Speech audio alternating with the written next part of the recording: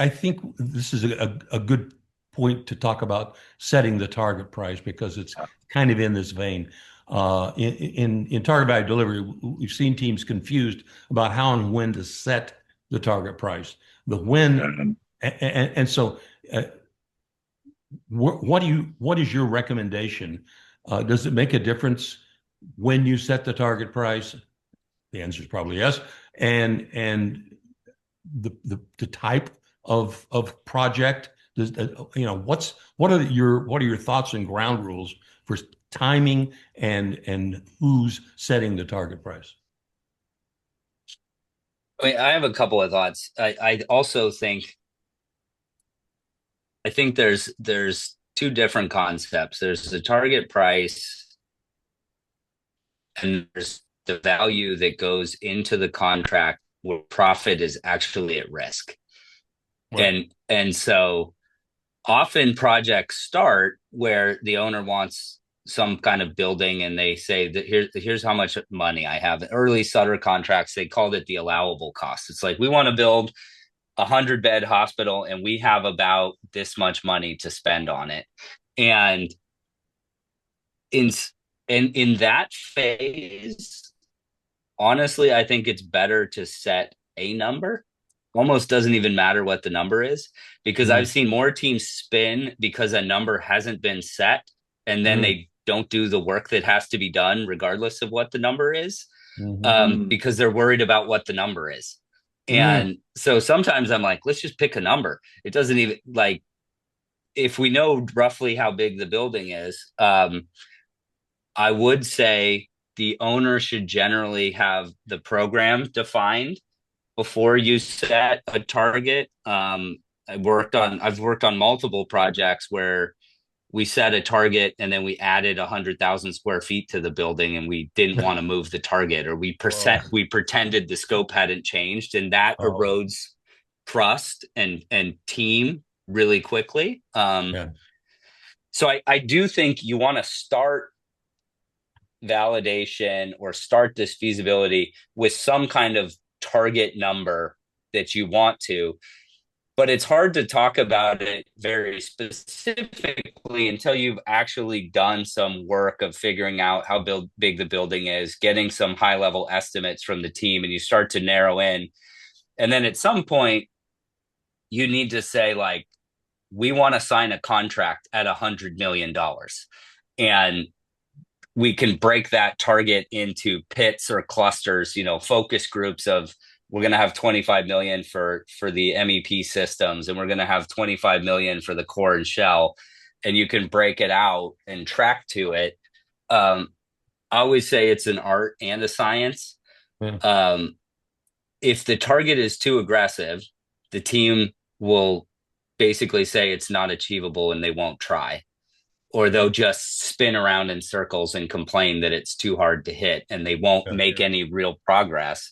Yeah. If it's too conservative, you're not going to drive innovation. Um, so you want to set a number that feels difficult to get to, but achievable in order to get the best collaboration from the team. And then once you've signed your contract and profit is at risk, if you're early in design, I like to set the target, the contractual number at the end of validation. Mm. And then people always ask, well, is that like DDs are done or CDs are done and I try to get people to think about it differently. Is if you think in terms of SDDDCD, you will document the wrong things at the wrong Mm. times, because we all know that in a traditional budget development, from DD to CD, the number goes up because a bunch of scope shows up on the drawings that people didn't have in their estimates before. So I try to get people to like those questions I started with. What are the 10 things that show up between DD and CD that are a problem? And validation should be driven by how do we document those things, all those assumptions, and get agreement and alignment on those assumptions before we finish the drawings. And Wow. if you do that well, Yeah. you can set a target with enough guardrails around what the scope is and what it isn't, that you can actually do target value design. If the Oh, target is based on a set of construction documents and then you want to do it for less, you've missed the point of, then it's just, okay, what are we going to cut out of the design, which is not right. designing to a budget. Right. So I think you need to set the contractual target earlier. I would say like a 50% DD level, but I try not to relate it to, which there's no such thing as 50% Right. DD, right? There's no, the actual definition we can agree on for 50% DD is it's whatever we print the day it was due. Right. Um, we don't negotiate. So my general process is to come up with the table of contents for the validation study and have the trades influence what things need to be documented so that they can have price certainty and not worry as much about the other things, and then build a work plan to get that validation done. Um, and then you use that as your compass for the rest of target value design, completing, and coordination is like, are we still in alignment with what we said we wanted in the validation study? It Many sounds like, teams want to do it on construction documents, and I think that's bad. It's bad mm, for the owner because the design is done before you get your number, and it's Yeah. bad for the team because the design is done and Right. there's very little ability to influence it at that point. Yeah. Let's Stan react to that, please, and then I think Andy has a question. Go ahead, Stan. yeah, I think what do they say? Scope, schedule, quality, budget. If validation, well, let's see if one view of the world is validation happens when those four things are when the team believes those four things are in alignment, and I think, James, I agree with you. The earlier the better. CV is way too late for that kind of thing. And what you said earlier about the cost model driving design, if in the best case scenario that happens as almost a feasibility level phase of the project before even SD, before real design gets started and, really digging in with the user groups. So aligning those four things when the team has confidence that those four things are aligned, I think a healthy system, that is the release for real design to start. So, and the job in Nebraska, James, that you referenced before, is sort of hung up in that phase in a good way, as opposed to San Francisco, where we went racing ahead without that full alignment. It took us, I don't know, arguably 3 years to get everything back into a line. I'm a big fan. I remember Glenn Ballard saying back in the day, look, there's a business model, a business case that is basically handed to the design and delivery team to validate that business case. Yes, this can be delivered on this date with this quality, this scope, and for this much money. And I think that's where Glenn was nudging things back then, and I think continues to say it also has some operational stuff in it. And as part of design, if you can improve operations, that's an opportunity to maybe Mm. get done with 10 ORs. Our business model showed it took 12 ORs to be able to do this many cases per year, but maybe you can do it in 10 if you improve things. So I think if you added operations to those five, and then validation is the time where you get those four. Validation is the time when you get those things into alignment. Everybody looks at each other, agrees, yeah, those things work. Then we're off to the races in designing. And the team at that point would go from, I don't know, maybe like 10 or 12 people all together up to like 50 and then 200 and 300 and all that. Wow. I believe you really want to get that understanding out of the way before you ramp things up. So. That all sounds excellent. I love everything you guys are saying. There's so much like valuable ways to like think about this that you guys are presenting. I know from what you were saying, James, it kind of sounds like a lot of this is obviously you don't know everything because design is incomplete, and you want to make sure that you're not. I know we talk with teams a lot about like the idea of like challenge stress and like healthy stress versus unhealthy stress. And if you make a challenge that's too big and people feel it's impossible, then yeah, like you said, they give up. And so you need to have that healthy tension between what's challenging but what's actually achievable to push people in a productive and positive way and in a way that actually builds trust as a team. But then obviously some people will say, but yeah, how can you expect me to say something's achievable? There's so much I don't know because we haven't designed anything yet. And so that kind of like breaks your brain a little bit. But then I think it's like a matter of kind of like, well, there's unknown unknowns that you have, but then there's obviously you have decades or centuries of experience on these teams to say there's tons of known unknowns. And I love what you're saying, James, about like what are the 10 things that you see that you know are going to trip us up or that you wish people talked about more often. And so like having those conversations, and it sounds like you have to push them kind of over and over again to make sure that you're having those conversations in a way that makes them comfortable making that decision before they would likely in other cases be ready to kind of say this is the number we feel good about. Does that sound kind of right, basically, or correct, accurate? Yeah. Yeah, and you said the key thing. It's like if somebody says, "Well, there's so many things I don't know," I say, "Okay, good. What's the list? Yeah. Yeah, Let's talk about it. Right. perfect. What Yeah, don't you know?" Because that's actually why you're here. Tell me what you need to know, and then I'll ask, "Well, is that $100,000 item, 500 million, 5 million, 10 million?" Because they'll often say, "Well, I have no idea," and then when I frame it that way, they'll be like, "Oh, it's like $1 million item." Right. Okay, got it. Now we've got a range. It's not like it's I don't know and it's between 0 and 50 million.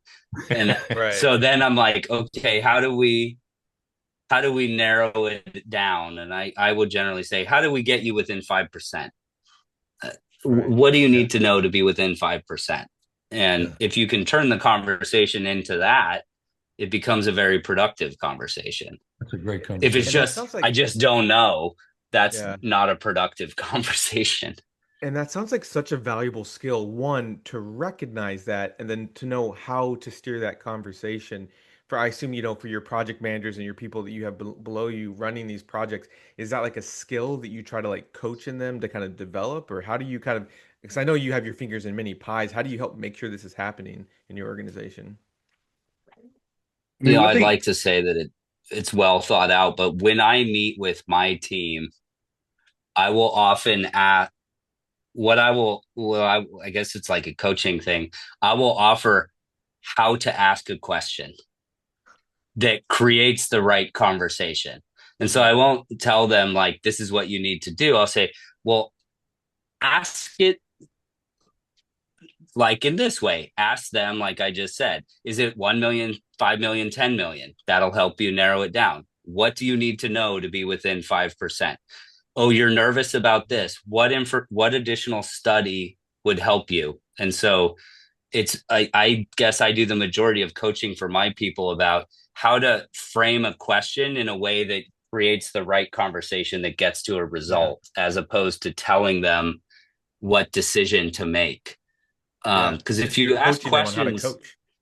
yeah, if you ask questions in the right way, that's what they say. It's not what the answer is. It's like, what is the question? Yeah. Um, Yeah. and Yeah. so I do think that I've learned a lot of asking the wrong questions and getting the wrong result and reflecting on why I didn't get the result. And it was like we framed the question wrong, which is Yeah. to Stan's point on the hospital side. I'm often frustrated because when I work with my anywhere that I've worked, it's like we need 10,000 square feet. And I'm like, I think that's the wrong. I think the question is, why don't you tell me how many patients per day you want to see? And then I can truly engage a design team to be innovative, to design a clinic that can see 100 patients a day instead of they're like, I need 38 exam rooms. Right. Well, that's a different problem to solve. And you're not going to be as innovative because you've already baked in so many assumptions. And if the problem you give somebody to solve is framed differently, you'll get a different process and a different outcome, most likely.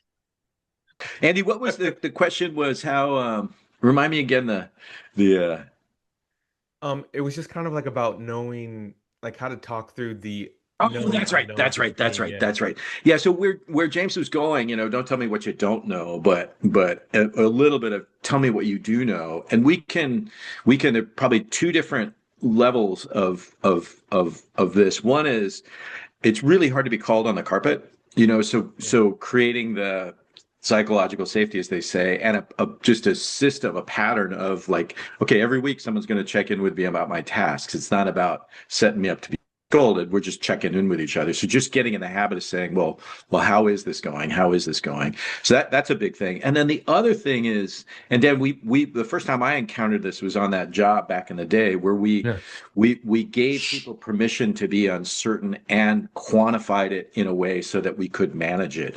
How much do you think this is going to be? I don't know.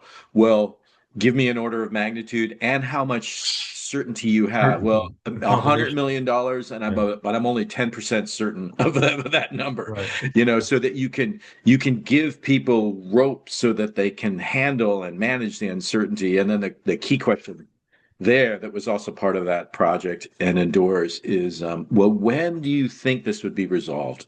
Right now it's 100,000 plus or minus 90,000, and it's going to take me 3 months. Okay, great. And then on a weekly basis, tracking. Well, is the uncertainty getting reduced? And you'd want to look towards a reduction in uncertainty so that by the target time comes, assuming the target time works with the overall project schedule, you've got a pretty close understanding of what the impacts are going to be.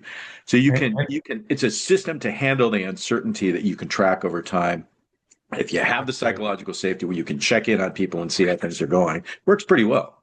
And if I recall correctly, you kept that both as a spreadsheet, yes, and a tote board visible to the whole team in the big room of the big items that were which way we going, deduct at and that is the basis. That is the basis of the risk opportunity logs. And as you can tell, I'm a massive fan of including the probability of occurrence in there as well. Yeah. And James and I are a job right now where we've decided to keep things out of the log until they're 100%. And I think it's hard on the team because people are like, it's not 100 yet. It's not 100. And then there are all these uncertainties and opportunities floating around out there.